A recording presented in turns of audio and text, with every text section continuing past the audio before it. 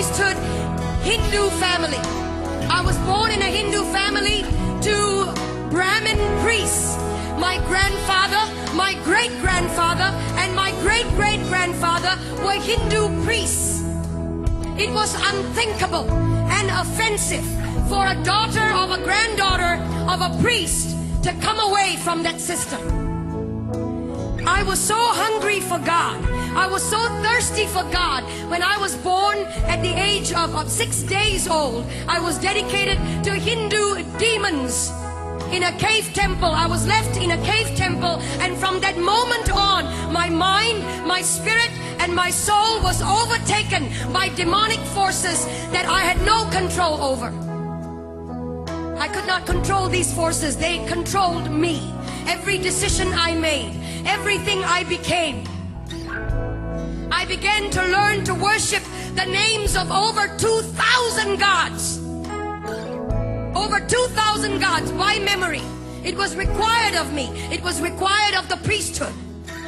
And I, as an obedient daughter of a priest or granddaughter of a priest, I learned the names of 2,000 gods. At the age of 19 or 20, I was so hungry for God, but I did not know His name, where He was, who He is.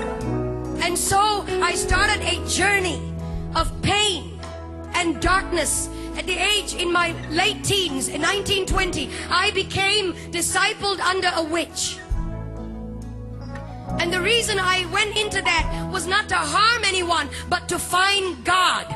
Any which way at all. When you're hungry, you get desperate. And when you're desperate, you will do anything to find God. And so I went after Him. And I didn't find Him in the pages of Hinduism. I didn't find Him in the pages of the priesthood creed. I didn't find Him in the pages of mantras and prayers that I was taught to believe in. I didn't find Him in the rooms of temples. Huge temples. I would go into that and want to look for God. There was one time I was in southern India, and there was in this temple. I went in and I opened the curtain. There was a veil that divided the holy area from the rest of the public. Well, I couldn't wait. I had no authority to go into that area. Only a male priest could go in there. I opened the curtain, and there was a 10-foot idol. 12 arms, 12 faces, myriad number of eyes. He didn't see me. He couldn't hold me. He had eyes and could not see me. Years down the road, I was struck with a demonic pain in my body. From the top of my head to the tips of my feet, I would be in pain. Painkillers and suicide came the order of the day. I took painkillers every day, more than the required dose, just to knock myself out. And in my mind, it was one thought: if I ended my life, I would end the pain. And so I was sitting at the edge of my bed, possibly on the last day of my life on this planet. Sometimes, when it all looks lonely, you feel that nobody really cares. Hear me, young people. He's watching over you. He's watching over you. And it may not be tangible, but He's over you. And He loves you. And He'll come through for you if you would just focus on Him and let the other stuff go. And I was sitting at the edge of my bed, frustrated, fed up. And I cried out like you have cried out, Jesus! I'd heard of that name when I was growing up. Christmas cards.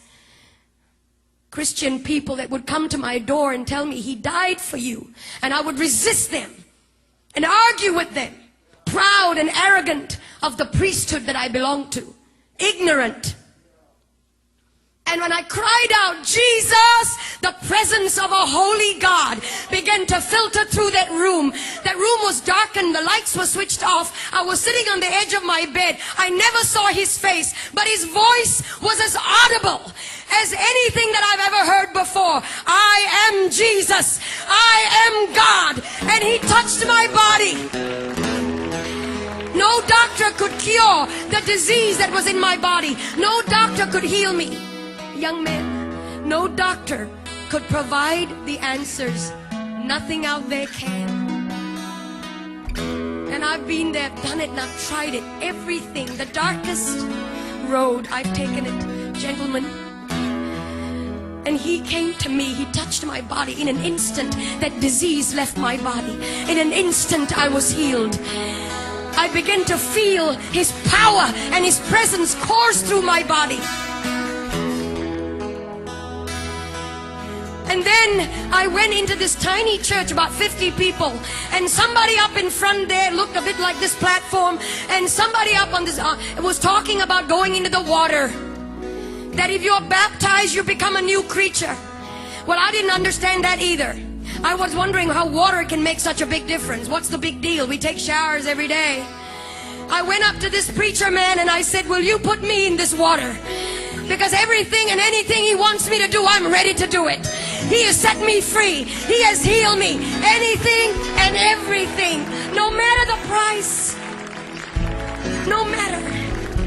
And so they put me in that water. When I came out, legions of demonic influences broke free from me.